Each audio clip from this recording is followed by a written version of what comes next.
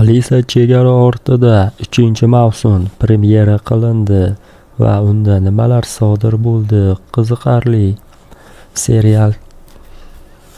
Hozirda ushbu kino butun Yevropa va AQSh bo'ylab mashhurlikka erishdi. O'zbekiston bo'ylab ham mashhurlikka erishdi. Alisa chegara ortida 3-mavsum barcha qismlari 6 qismdan iborat. Ushbu mavsum nega 6 ta qismdan iboratligi ko'plab muxlislarni qoniqtirmagan.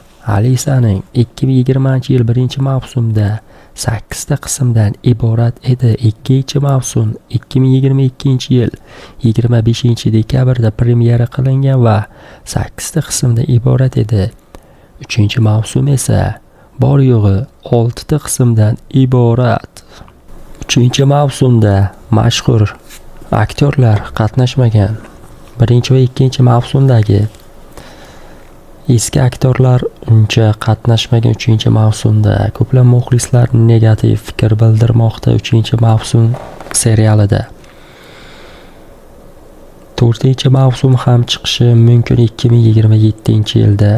4-mavsum AQShda bo'lishi mumkin deyiladi xabarlarda, so'nggi ma'lumotlarda. 3-mavsum oradan 3 yildan so'ng efirga uzatildi.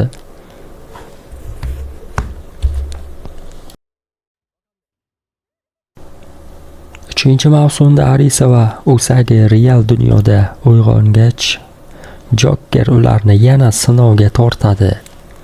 Yangi o'yinlar boshlanadi. Juda ham qiziqarli bo'lgan 3-mavsum. Lekin ko'plab muxlislarga uncha yoqmagan 3-mavsum. Xullas, oxirgi qismlari juda ham qiziqarli bo'ladi. Agarda siz ushbu serialni ko'rmagan bo'lsangiz, o'zbek tilida tomosha qilishingiz mumkin.